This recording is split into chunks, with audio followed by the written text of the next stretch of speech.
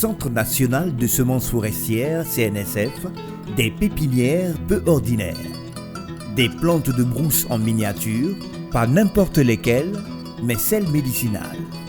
La plupart des espèces qui ont été listées ici, qui sont présentes ici, sont des espèces en tout cas qui ont été exprimées par nos partenaires, les acteurs qui utilisent les plantes médicinales, dont nous disposons de la liste de leurs besoins en termes d'espèces qui ont ces vertus-là. On y trouve plusieurs espèces de plantes médicinales, des espèces rares à celles en voie d'extinction. J'allais vous présenter quelques espèces telles que ici, vous allez voir ça, c'est le Détarium microcarpum, c'est ce qu'on appelle le détard du Sénégal. Le détard du Sénégal, en Moré, on appelle ça le Kaga. Et en Djoula, Tamakumba. Voilà, c'est une espèce aussi médicinale qui est beaucoup utilisée aussi pour des soins des enfants, en particulier les maux de ventre, les rhumatismes et autres. À ma gauche, vous allez voir ici aussi, ce sont des espèces que le Caïcédra, l'espèce de Caïcédra, non scientifique, c'est le Caïa sénégalicis également. Caïa sénégalicis, Kuka Moré. Et c'est une espèce également, vous allez remarquer, la plupart des peuplements aujourd'hui, ce sont des peuplements vieillissants, ce sont des grands arbres qui sont là. On a peu de régénération qui sont là. Ce sont une espèce aussi à grande vertu médicinale. La plupart des pieds que vous allez voir qu'ils sont toujours écorchés. L'écorce est beaucoup utilisée dans la pharmacopée par les tradipraticiens. Ils avaient également le Securidacal longépé d'Ankylata, ce qu'ils utilisaient beaucoup pour les soins des enfants. Et également anti-serpent et autres. Et ces espèces-là sont utilisées de par les racines, ce qui vraiment compromet la régénération de ces espèces. Avant les pépinières, un préalable, la domestication des espèces.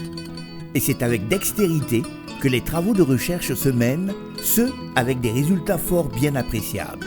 Nous travaillons à maîtriser les conditions de germination des graines de ces plantes et également les conditions de conservation de ces graines au cas où on veut faire des stocks de ces graines.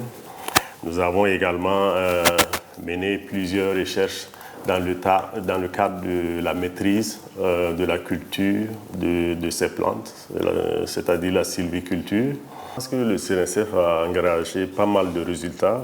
Le premier qui me vient en tête, c'est la maîtrise des conditions de germination de presque toutes les espèces locales que nous avons au pays.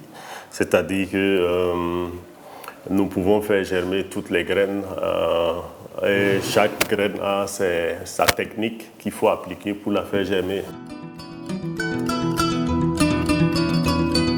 Afin d'avoir une lisibilité sur les plantes médicinales, les conservatoires de plantes médicinales.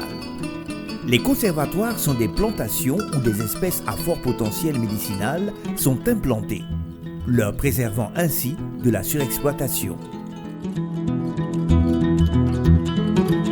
À l'issue des deux autres espèces, c'est-à-dire Kigelia africana et Mimosa pigra, nous avons aussi le Xanthoxylum xanthoxyloides.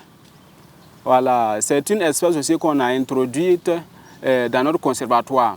L'espèce est utilisée pour soigner la drépanocytose.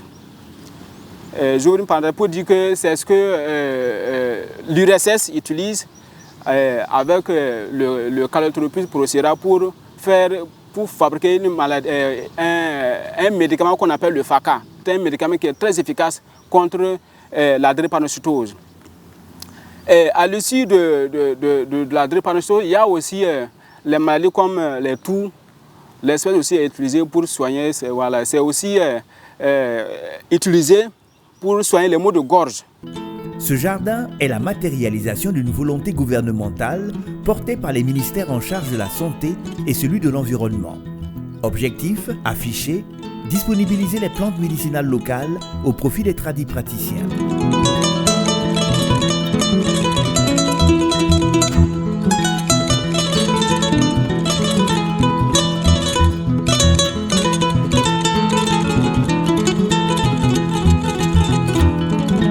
Nous avons cette espèce qu'on appelle le Sarcocephalus latifolius ou bien le Nocria latifolia. C'est une espèce locale. L'espèce vraiment est utilisée pour les soins de santé tels que le paludisme, le jaunisse. Elle est utilisée aussi pour faciliter l'accouchement. Voilà, donc c'est très important de signaler ça. Voilà, elle est aussi très utile dans le cadre des douleurs. Comme quoi, la nature est généreuse. À nous de savoir en prendre soin.